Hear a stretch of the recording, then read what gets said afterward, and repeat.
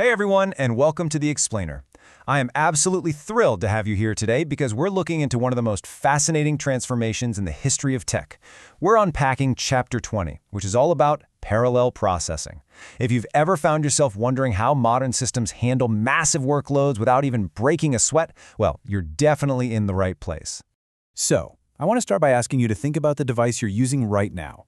Does your computer really just do one thing at a time? I mean, traditionally, we've been taught to view computers as sequential machines, right? We write code in sequences, and we imagine the processor fetching, executing, and storing results one by one by one. But here's the secret. That view, it's never been entirely true. Even down at the microscopic, micro-operation level, modern devices are actually performing this intricate choreography of multiple tasks all at once. We are moving so far past the illusion of sequential computing. Okay, let's dive into this. Our roadmap for today goes from the micro level of a chip all the way out to the macro level of a server room. We'll briefly cover moving beyond sequential computing, look at Flynn's taxonomy, symmetric multiprocessors, cache coherence, multithreading, and finally, clusters and NUMA. All right, starting right off with Section 1, Beyond Sequential Computing. You know, while early programming languages totally assumed a sequential machine, hardware designers definitely didn't sit still. As the cost of hardware dropped, they immediately started looking for opportunities to overlap operations. And that brings us to a core definition we really need to establish: parallel processing. It's essentially the act of performing independent operations or instructions simultaneously. Why do we push so hard for this? Two huge reasons: performance and availability. The whole goal is to do a lot more work, much faster, while ensuring that if one little part of the system fails, the whole machine doesn't just crash and burn. Moving right along to Section 2, Flynn's taxonomy of processors. And this brilliantly illustrates the whole landscape. To navigate the complex, super rapidly evolving world of computer architecture, we need a good map, and Michael Flynn provided exactly that. He categorized systems based on whether they have single or multiple instruction streams and single or multiple data streams. For instance, your traditional uniprocessor, that's an SISD, single instruction, single data. But look over to the far right. Under MIMD, multiple instruction, multiple data streams, that is where the real magic happens today. This branch is where our most critical modern parallel systems live, including SMPs and clusters. In an MIMD setup, you've got a whole set of processors simultaneously executing different instruction sequences on totally different datasets. It's incredible. That takes us right into Section 3, Symmetric Multiprocessors, or SMPs. Think of an SMP like a highly collaborative, incredibly efficient office environment, where everyone is working together on the exact same floor. By definition, a symmetric multiprocessor is a standalone computer system with two or more similar processors. They share the same main memory, they share the same I/O facilities, and they're all interconnected by a bus. But the absolute key word here is symmetric. Every single processor is an equal partner. All of them can perform the exact same functions. There's no single processor acting as the boss, while the others are just workers. When you build a system this way, the potential benefits are just massive.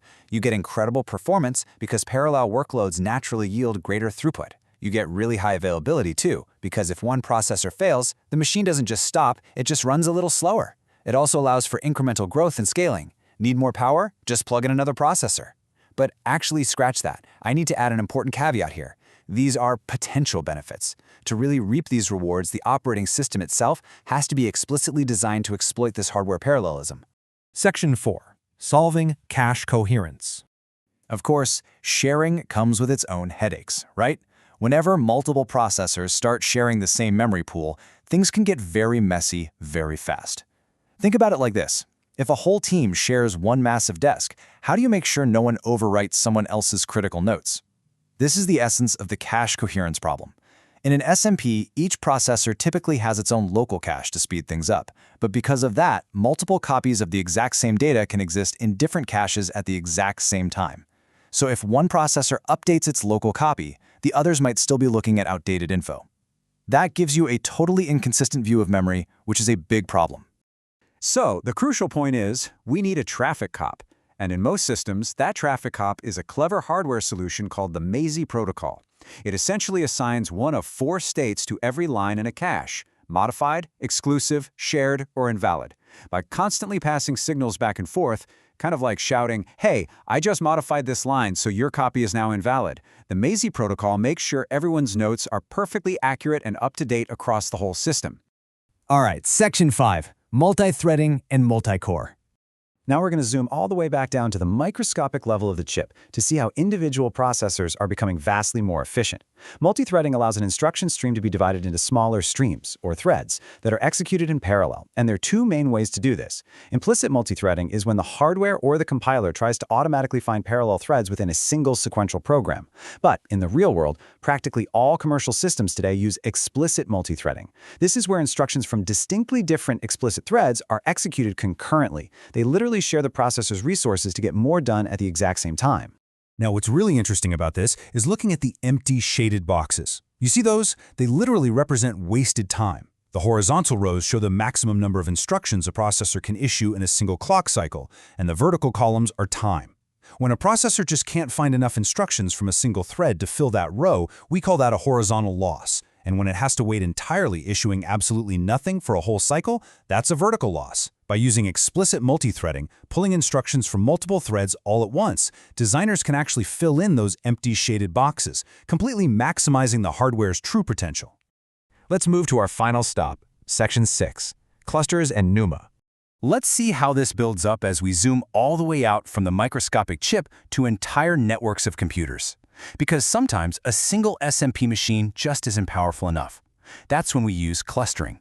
A cluster is a group of interconnected, whole computers, machines that could run perfectly fine on their own, working together as one unified computing resource. To the outside world, it literally just looks like one giant machine. There are a few ways to set this up. You might use a passive standby system, which is super easy to implement but kind of expensive since the backup server just sits there waiting for something to fail. Or you might have servers that share disks.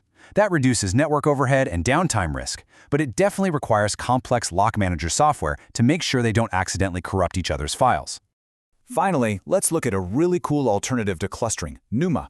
Up until now, when we talked about SMPs, we were describing a UMA system, Uniform Memory Access. That simply means any processor takes the exact same amount of time to access any part of memory. But as systems scale up to massive sizes, that gets physically harder to maintain. NUMA, or Non-Uniform Memory Access, totally changes the rules. In a NUMA system, all processors can still access all memory, but the access time differs. A processor can access its own local memory lightning fast, but accessing remote memory attached to another node? That takes a bit longer. A CC NUMA system strings together multiple SMP nodes to create this massive scale without forcing you to rewrite all your software for a cluster. Which leaves us with a truly fascinating thought to wrap up on. In a modern world defined by explicit multithreading, symmetric multiprocessors, and these massive computing clusters, does this single computer even exist anymore? Or is the device you're looking at right now just a carefully maintained illusion, hiding an incredibly complex, lightning-fast team of processors working in perfect harmony? Modern computing has absolutely become the ultimate team sport. I really hope this explainer has changed how you view every single tap, click, and swipe you make on your devices. Thank you so much for joining me, and keep exploring.